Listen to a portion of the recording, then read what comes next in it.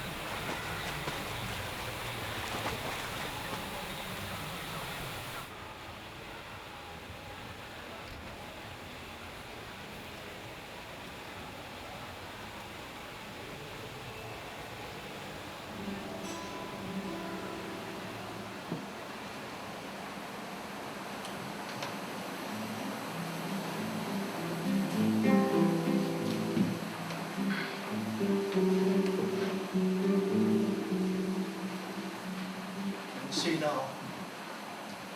不知道时候的时候，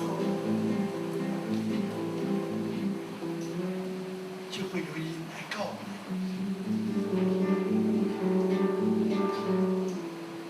然而，我只不过是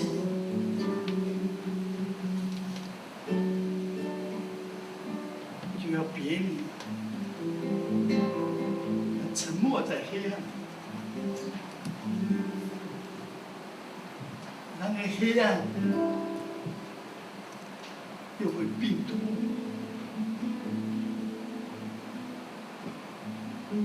光明又会死我。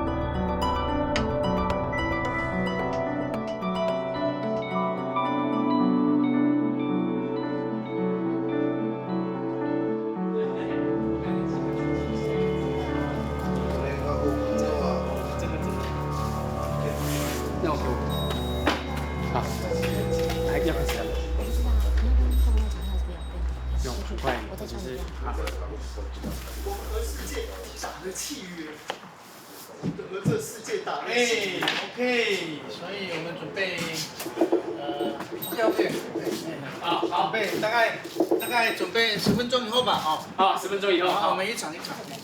300个警察把我们团团围住，在深夜里，3部怪手把我们要盖生态村的田地挖得面目全非。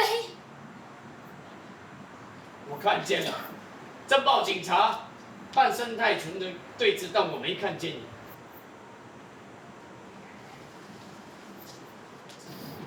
我们比如说OK， 你说，你自己有一段独白，对不对？说。现在是脑袋刚刚在记忆那个，你把这一段你说完了以后，然后你才会有 Q 点去叫那个，过来。现在这个都是断，你这个，比如说你现在讲，过来，那才能过来，对不对？因为这个就是还在还要在。差事在做的议题是我非常喜欢的。我觉得一般剧团在做的事情很难跟社会有比较深入的关联，然后有的时候是很架空的，就是好像仿佛这个社会的现状都是不存在的。所以我看了差事以后，我就有一种召唤，就是非常我对这样子的戏剧的实践，我觉得很迷人。他从做这种民众剧场、劳工剧场出发，所以在题材上面，在他取材的对象上面，其实都是非常接近庶民生活的，而且是非常具有问题意识的。好，所以他不见得一开始就去追求那个所谓艺术上的高度，而是他追求艺术跟生活的一种连接。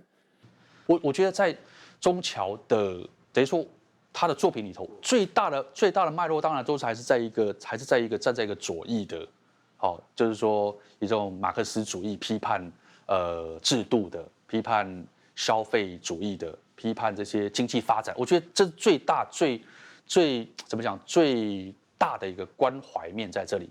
他的角色对我来讲都就是一些缩影或符号，就反映了我刚刚讲到的那些所呈现出来的社会问题。小美眉，潜水后绝对是一件好事情，可以让你买好多的衣服啊！你说好不好啊？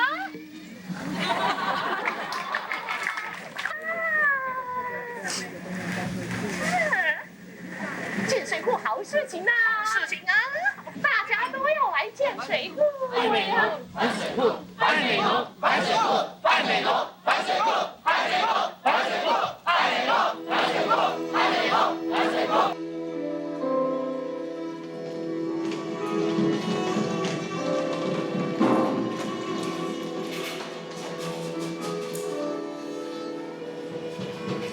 像我这样的人，就说是一只丧家之犬了。废子，朝着那黄金跟年兰高的眼里废子。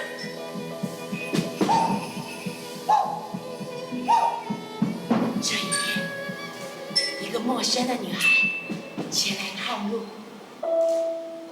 于是好奇的男男女女都围住她，望着她，盯着她，就会转变成黄金色泽的脸孔。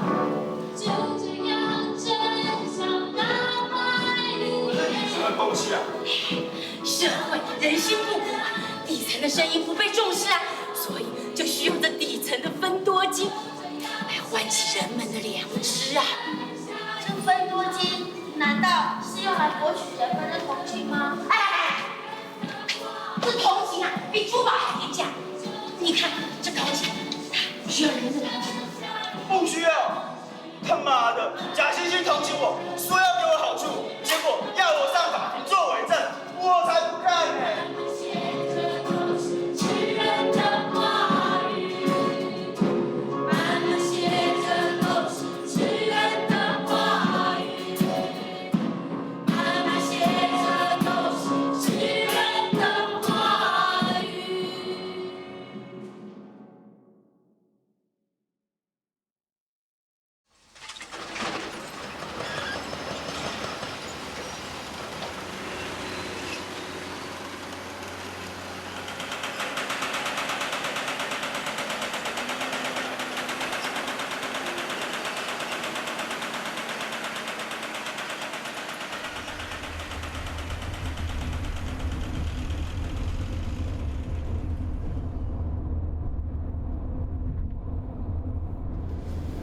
对，隆起啊，这断层带啊，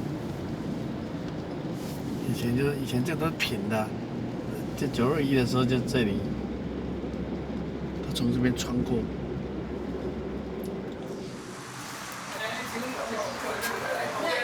哇，你们怎么准备的这么丰盛？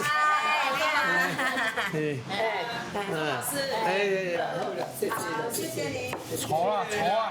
我本来我就坐这，就不讲呢。都很好，你看一个往发福。哎，越来越老啦。对了，除了胖，越来越老啊，越来越胖啊。阮算讲地动了吼，因为这地动真正实在是足恐怖的，会使讲地动了的时吼，真正大家，真正感觉人敢若拢安尼，拢戆戆安尼，好像你拢唔知影即马是要创的，拢总唔知影，就反正就敢若总安尼脚肥肥，叫我推，唔知半年也是几个月了，因老师因入来，一开始的时人要招阮去的时，伊讲什么上什么戏剧课啊，我讲是要演歌戏哦。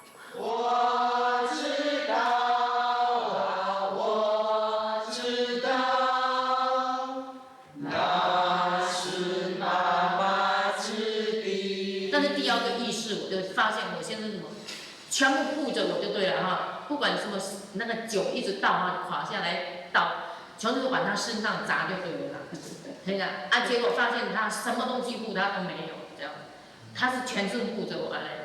怎么办啊？没事啊，你干嘛来外八？老公，我一辈子都会感激你的。还没有什么续集房的时候，我根本在里面，我就不想走出来啊，我也不要面对人群就对了啦。哦。老公就会很担心啊，怕我自闭掉啊。非常担心啊，怕我变自闭症啊那样。操。哎呀。一开始是就是9.1大地震，就是一个心理治疗的戏剧工作坊去那边这样，然后第一个阶段就是很感动啊，就是有那种大家从一个戏剧的创伤，然后互相的陪伴取暖那个过程当中，然后那个感动其实是很重要的，那个感动是一开始让他们蹦出一种在剧场，他们意识到一种剧场有某种魔力或者是魅力，他们在那里过程的改变，这样。对，很好。他是一个非常浪漫的人呐，然后也感情很丰富的人呐，我觉得啦。然后他的特质就很简单，就是诗人的特质啊。他对待我们也不会就是说他是一个知识分子啊，然后怎么样，他永远都跟着我们，好像站在同一条线这样子啊。阿北好，第3个8月份要生，年底又要生一个了。一年啊，拢生出来吼，即马知影已经。一个是8月要生，一个12月要生的。他们也是那个下个月要生的哈。阿派唔在变成石冈阿嬷剧团，阿嬷剧团啊，即马变阿嬷剧团啦。阿嬷剧团带孙子一起演了。可以哦。那些无参加的戏剧班吼，我都会像一个普通的农家妇女这样子的哈，洗衣服、煮饭然后就做这个农事这样的哈，呢。这样子就照顾先生小孩子就过一生这样子，可能就是这样很平凡这样子啊，这样子过了啊。结果呢，因为老师的这样带引啊，安安都参加这个戏剧班啊，结果就没想到就让我们本来的生活这么活络这样子啊哈。过去他们参加的是妈妈土风舞班、妈妈教室烹饪班，他只是参加社区一种，我只是一个被动员的一个角色。啊，你只要来就好了，你负责劳动这件事情，你负责表演跳舞这件事情，其他什么事情都不要管这样子。但是戏剧不一样，戏剧它有更多想法、思想的，然后这个东西是来自于他们内心的，他们过去可能没有想到可以说的，或者是没有机会表达的，然后他们表达了。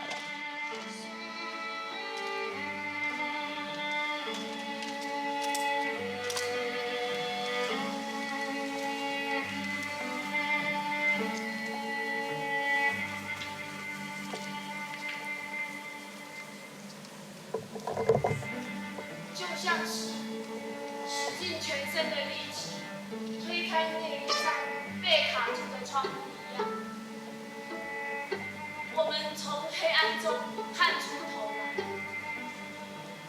便望见远远的夜空，闪烁着一颗颗熟悉亮光的星星。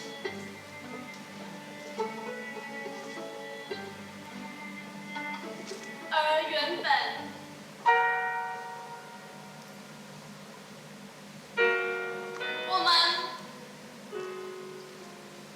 我们的心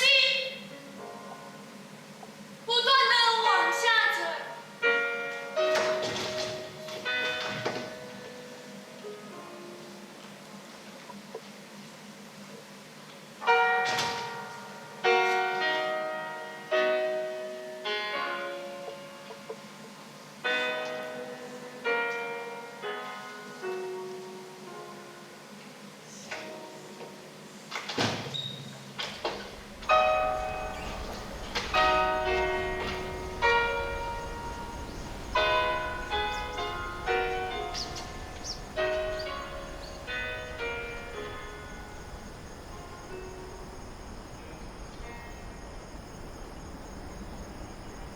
家的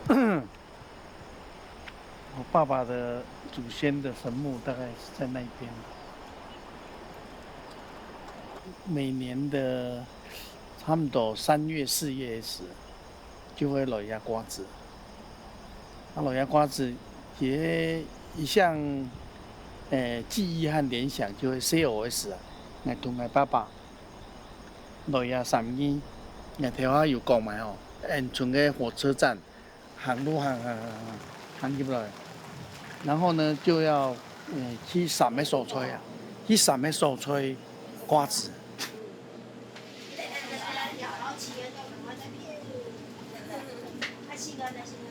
所以古说讲的双礼拜转3年时，我去回想啊，这童年的事，我阿公、我爸爸。本来就喺农村地部嘅佃农嘅吼，许多嘅城市谋生嘅时啊，做工人本身也生活被冇稳定，就是家庭遭遇到非常多的经济上的贫困、失业啊，种种。他和后来我在为什么我会把这个。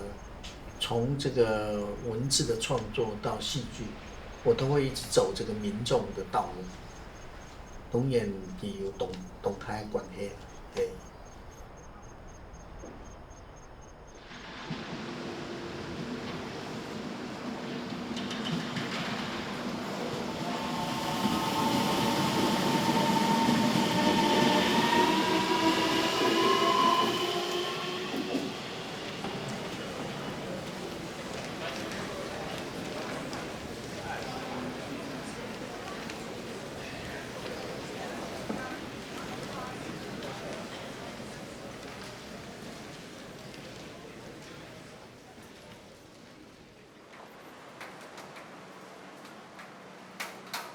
也见啦，本来也挨落木卡啦。16号啊，俺爸爸、俺妈妈本来带起来呀。以前也係木造的木卡开始啊，就会给升学时，全部托给陈应真啦。给时个陈应真是禁书没？那你就托给第一件差事屯给将军组啊，就met几个棉被下面。因为这陈应真嘅第一件差事有一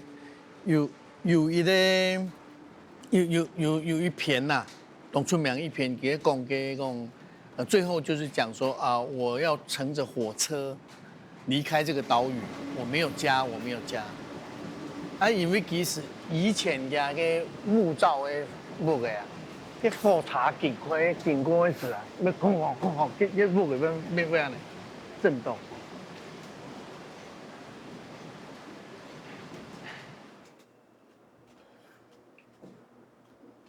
当然了，陈应真对我而言，他的重要性应该是说，像我这样子的，就说人哦，然后在年轻的时候，高中的时候变成一个文艺青年，但是在文艺青年的时候，因为你要升学的关系，所以你就会有压力，然后在那种压力下，你就开始去寻找一些出口。那个出口就是你去读到一些课外书，包括存在主义啦，包括那时候的禁书，包括李敖啦，包括陈映真。就是说我也是他影响的年轻人之一嘛。但是我现在回想起来，其实他有一个很重要的重点啦。这个重点哈，就是说，通常啊，我们讲说，某一个人是一个马克思主义者，又或者他是一个左翼的革命者，那他会带着比较强烈的那一种批判性去面对他所面临的社会。但是我感觉到陈映真他有一个特色，他这个特色就是说，他对于他要批判的事物，他是非常坚定，而且有批判性。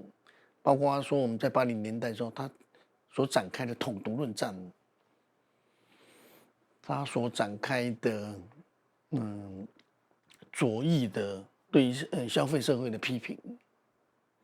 但是这样的一种马克思主义者，他通常有更深的对人的那一种深切的关怀，那这个是体现在陈映真身上的。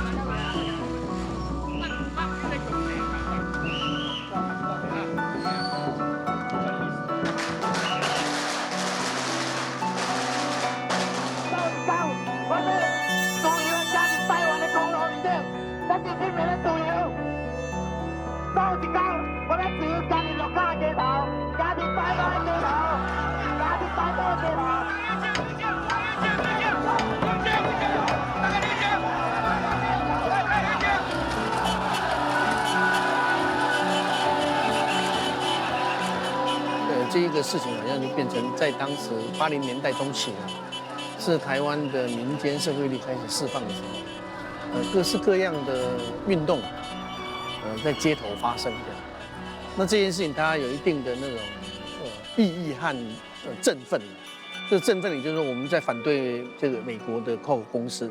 第二个呢，我们的采访是针对那个民众，因为那时候海防都有管制嘛，所以我们就是坐着他们那个欧阿掐，然后他就这样到海边去了，就是当然也不是说很严格啦，就是说那时候我们就变成移民的那种，跟他们一起到那个欧阿北去采访，去了解他们科农怎样那种状况，杜邦来他们的感觉是怎么样，就是这样子就是我们两个曾经这样第一次的合作，就是去做那个所谓鹿港移民的一些心声这样。那当然那时候是受陈映真影响嘛，然后《人间》杂志有这种篇幅嘛，然后一方面就是说好要去到民众生活的现场，所以我们就把这个民众生活现场去那边做访谈，然后赛场永远都一直向我讲说啊，他一直记得我在那个铁牛车上写那个他们访谈稿这样啊，一边一边写，然后他们会留下很深刻印象。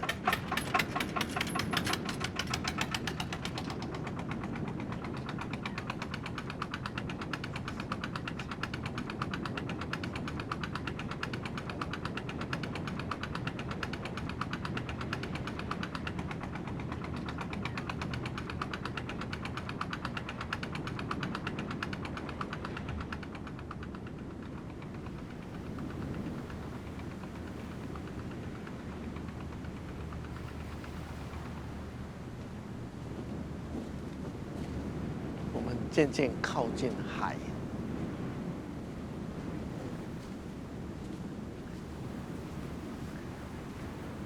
远远听到海浪的声音哦。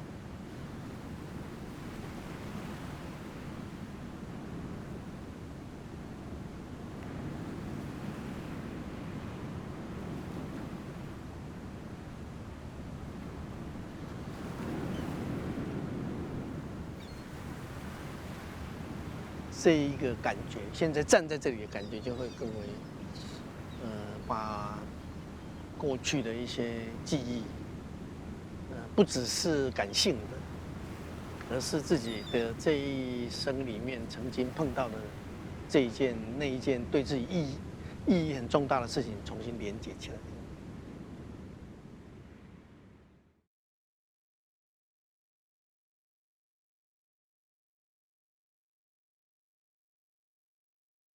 当初《人间》杂志是很坚持很多东西，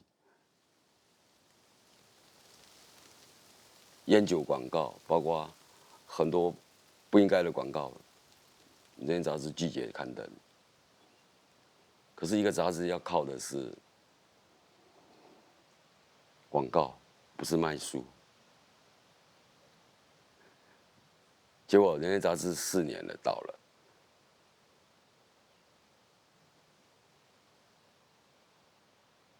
就说怕好，那时候《人间》杂志1989年结束的时候，然后接下来就90年代嘛，然后89年结束的时候，我也就说，因为事实上，假设那时候那个陈映真他没有介绍我去韩国参与这个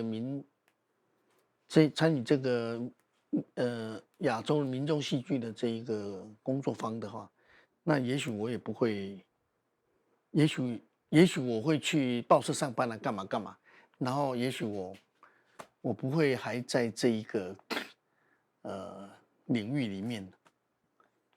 那一个机缘对我而言，它恢复了我以前失落的一个章节。这个就是我本来是学戏剧的嘛，后来就因为有朋友赞助嘛，所以在和平东路那边有一个蔡氏剧团。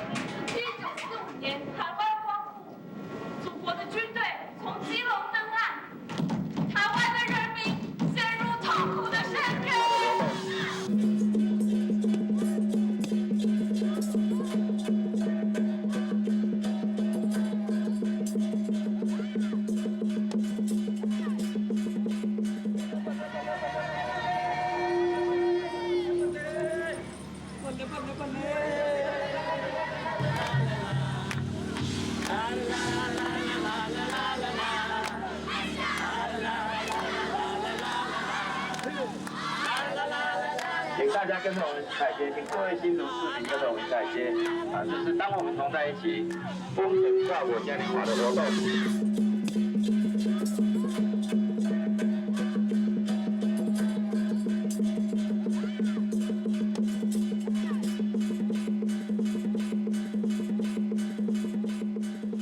比较写诗的人这样子，对，然后其实比较喜欢自己工作，对他其实喜欢自己工作，然后其实做剧场对他来讲是辛苦的，我觉得，对，他其实做剧场对他，因为跟很多人，然后他要跟很多人讲话，然后跟很多人工作这样子，他其实我觉得他不是这样子的人，但是他觉得那个事情是重要的，比如说他想要让大家看，让一般观众可以看到的那个看不见的事情的时候，他选择了戏剧这种方式，所以他要勉强自己，他要把自己推出来去做这个事情，这样子，团长来，积极访问一下，积极演讲。访问的时候一定要戴高帽子哦。今天这一个戏呢，叫做邪灵，在某一个程度上呢，它也代表着一些现代的人对历史的冷漠和疏忽。不要给你了，这边帮你。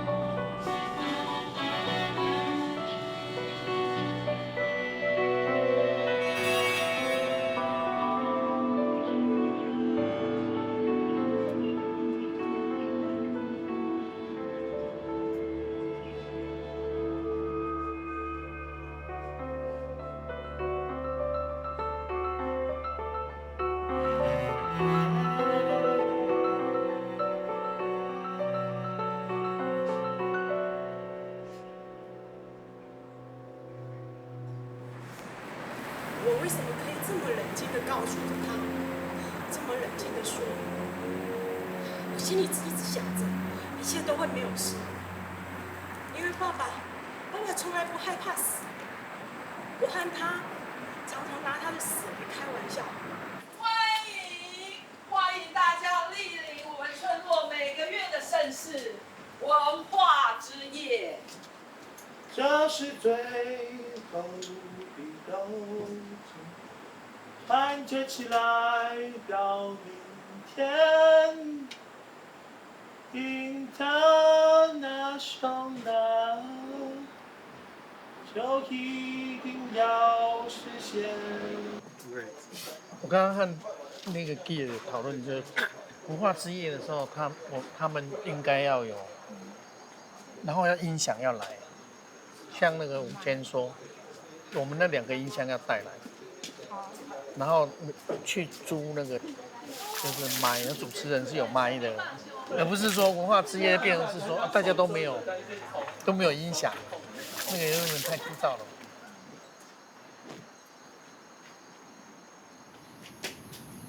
你把有一个稳定的资金赞助，那当这个东西被抽掉之后，它开始中侨吧，或我们开始要去想，就是今年要办的活动那些钱要怎么来这样子。那他可能就对啊，就到那时候就到处写案子，到处投案啊，看那个钱可以怎么凑。那包括说要到保障岩。它变成是说，比如说中侨跟馆所吧，艺术村的馆所嘛，就它背后的文化局，那个关系又会更紧密了，就是那种更紧密是，其实就是寄人篱下嘛。以前在和平东路时期，他所在的那个，不管是那个剧团本身的小的黑胶地板的排练场空间。或者说在那边制作的戏，他拿到华山去演，他拿到牯岭街去演等等哈，那几个作品，他的一种在我刚刚讲那个让观众担心那个成分是比较低的，其实是比较低的。然后本身在那个时候他的一个包括他可以去请来的一些演员，啊，可以让一台戏撑得更立体，撑得更多元观点、多元视角。其实大概5年前的戏是比较是 OK 比较好的。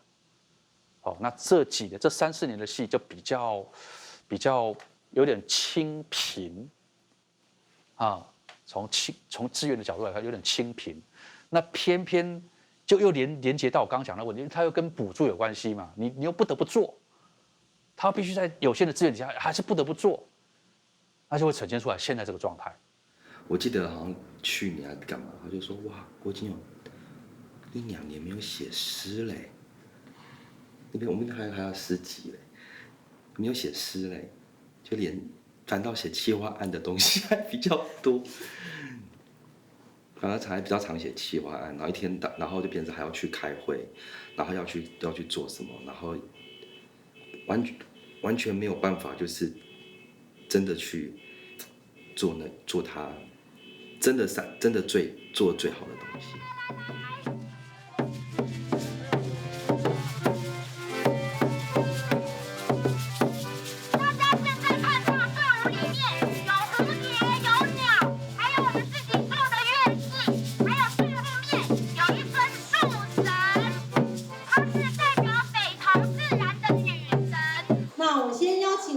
计划主持人钟乔，好，谢谢那个林真，然后很欢迎大家今天晚上到这个温博馆的榻榻米的这个剧场啊，来和我们分享这个今夜的1人1故事的演出。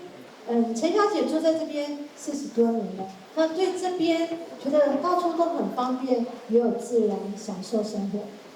原本以为不见的缆车，现在又要新建，对她来讲有很多的危险。和生态被破坏，他很不希望看见这样的事情发生。我们用自由发挥来看。你这样子，你现在你已经了解这个事了吗？第一个就是说，他觉得这个空间和这一些材质的质感不好，然后第二个就是没有脉络。我觉得这个东西他只讲对一半。的确，这些东西真的是没有质感，没有所谓什么专业的感觉。可是它本来就是公民参与，你就不要期待它会有什么所谓专业质感。你真的弄出专业质感，就不会有参与的这种趣味，或者是那种真实的感觉。好，接下来呢？像这个像这个照片要怎么？要用挂的还是？我们说书演员呢，这课都没有缺席过哈，然后都有我们。妙兰阿姨带着。其实有一种方式啊，就是我们现在假设把摄影都集中在舞台上嘛，然后你就画一个图出来，然后我来找别人执行这样你就不会去。对，可是要用礼拜2之前要画出来，可是我真的就是没办法在礼拜2之前处理这个事情。还有那个当时在那个小朋友出来玩的时候，然后也会一路就是直接到刚刚我们讲的类似那个外面演到的四星公园。政府做任何活动，它基本上就要3件事：第一个人要多，第二个媒体报道要多，第3个就是不能有客诉。那我们做一个活动，当然是希望它要有一个前瞻性、一个创新性，它要有一个对社会有一个互动、有一个对话、有一些效益的话，那你去做一些东西，你就不可能每一个都是所有的大众都会抢着要看的东西，它也可能有大众、有小众、有什么什么这样。可对于官方来说，他们就会觉得说，你干嘛做这样比如说你这一场为什么只有100个人，你为什么不能做一个1000个人的？他们永远是这样的思考，就是以量化来做思考。文化部长会当着我们的面要求说，我们要怎么样跟上 iPad 的时代，我们的资讯怎么放上去，怎么样去交流，然后好像这个东西变成是要一个方向的时候，可是却又跟我们却有如此的非主流，可是这个如此的非主流，然后要活下去，然后的这一种要长出这种韧性，还没长出来之前，真的太困难了。我觉得庄大哥就在面对这个东西的时候，这2年我觉得变得比刚认我们前3、4年前，我就又更破碎。他会睡不好啊，因为他比较敏感，对，想的比较多啦。在台湾的环境，要从事这样子的一个工作，其实是很辛苦的，所以其实这也是我对于我自己的工作不太能够随便转换工作。我觉得我也有一种，在某种程度上，我是想办法能够去支持他这样子，但是也还好啦，因为我们对于物质上的一个需求并没有很大，所以总是还是可以过得去。这是什么？蚵仔米线迄小肚啊，那因为他的工作性质其实是在台北比较有那样的一个发展的空间，所以后来他就是还是留在北部。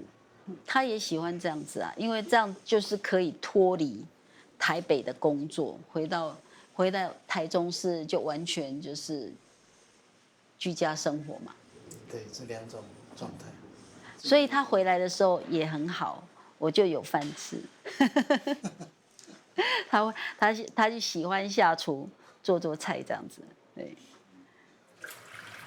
哎呀，破茶对。我加一点菊花吧。好啊。你泡几次了？啊？你泡1次而已。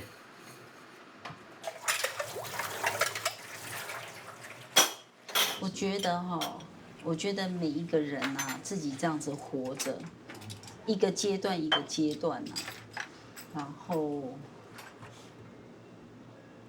这几年他的情况有一些那种感觉，有一些困境的那样的一个感觉，我是一直觉得他应该可能要休息一下，就是放下吧，去四处去看一看。这个涉及到现在，就是这个比较涉及到现实的问题了。你要比较 regular 的存在的时候，你去申请更多的经费的可能性，它都是相互呼应的。譬如说，假设我现在决定那样子的话，可能是譬如说现在我们不是在接市民剧场嘛，那你这一个你要有个 office 在 run， 否则呢对方他会不接受你。但是我觉得不会，因为你蔡氏剧团的登记是还在的，然后你可以先去接那种社区的那些教学课程，就是说你的一些联系是还是有持续在进行的，但是你不一定要维持那个 office 在那边啊。这个就变成这个是另外一种状态了，意思就是说，譬如说好，其实还是要啊，因为即便说如果你的那个社区是它，就是说你希望它是能够几年的，比如说你希望它能够有累积的发展，它还是需要，它还是会有需要，哎。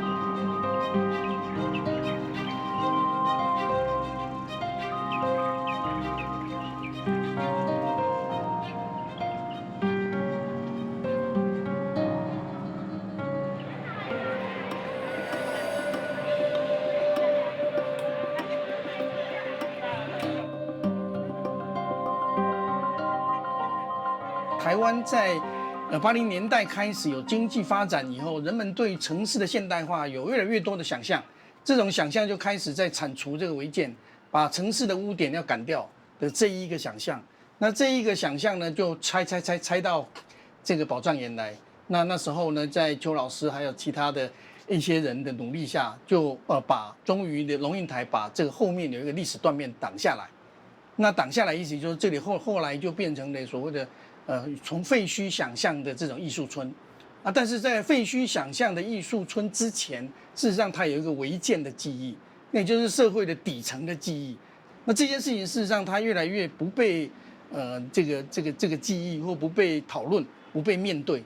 这个是一件很值得再重新思考的问题。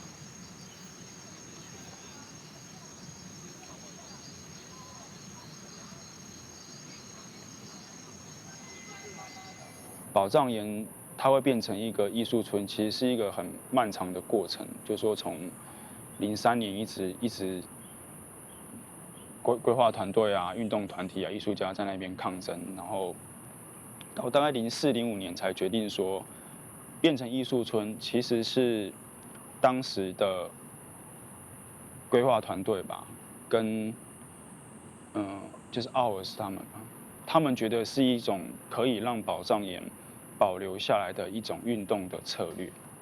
系啊，警察阿伯拢来啊，这公正义拢来啊。那确实在这个策略底下，宝藏岩当然还是会有一些牺牲嘛，就有些人可能拿了钱就离开了，然后居民变少了，然后宝藏岩必须因为要变成艺术村，它有一些空间的重新的规划，路重修这样子。那时候的有一篇报道，大概就是揶揄一下宝藏岩现在变艺术村的状况这样子。然后那个报道刚好，他是在宝藏岩开幕的时候去采访的嘛，所以他有拍了一些开幕活动的照片。那个时候中桥他就负责开幕的活动、踩街的活动，所以那个报纸就有一张拍到中桥的照片这样。那中桥就他就心里觉得很难受吧，就说他好像被批评说我是这个变成艺术村宝藏岩变艺术村的其中一个推手或者是协助者或者是共犯这样子。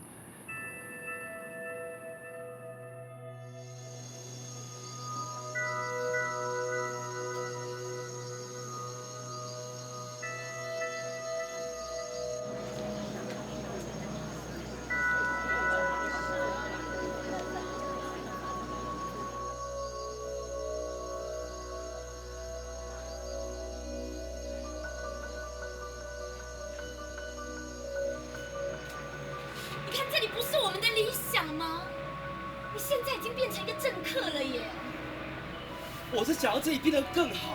我跟你说过，村子变什么样子，你不要假装不知道，好不好？然后我们就都忘记，我们应该对这个地方愤怒的。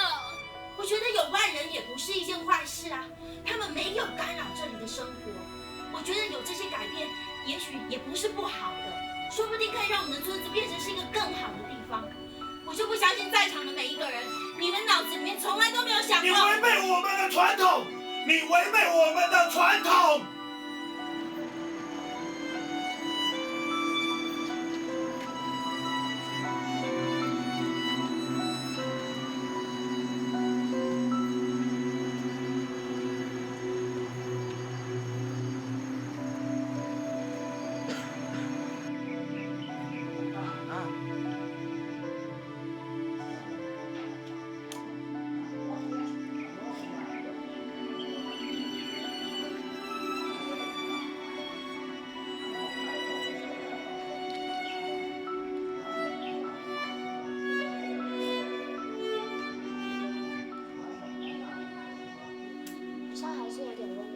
对，因为它有点，它是飞音嘛，所以我想问一下这个要不要？没讨论上。好，中等一下，不好意思，就是我的疑问其实还是只有那个挡太死。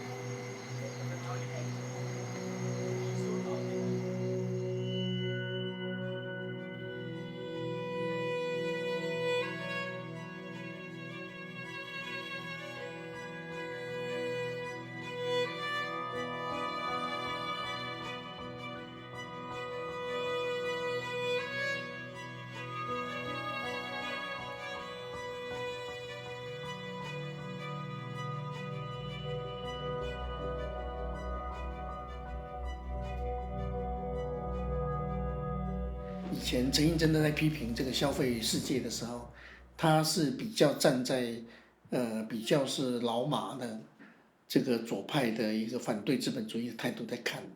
但是现在我们面对，比如说文创啊，譬如说文化能够生产一些所谓的产值啊，所以我们现在的情境和过去已经不一样。那我假设为了另外一种理想主义，然后我没有办法接受这个社会的现实，然后我被这个社会打倒了、击倒了、击垮了，那你也会觉得你很不安了。那所谓的击垮，就是某一个击垮就是酗酒啊。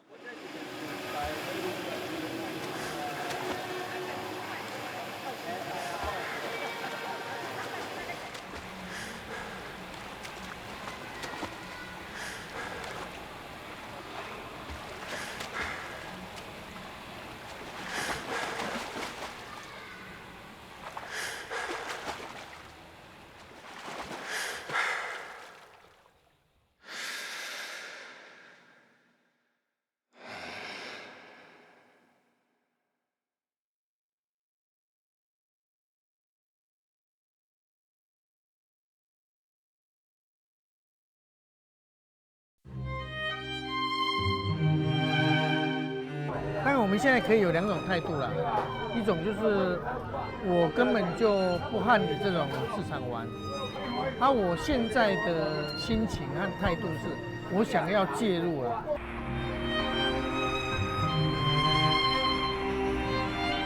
内心比较激动、比较感动的事，你就会讲，叫他去做个访谈的事。你去到节目开始，你就会第讲伊一条具体的家庭生活的问题。这个村庄的人口，住在那里的人口，比台塑的389只烟囱还少，你们相信吗？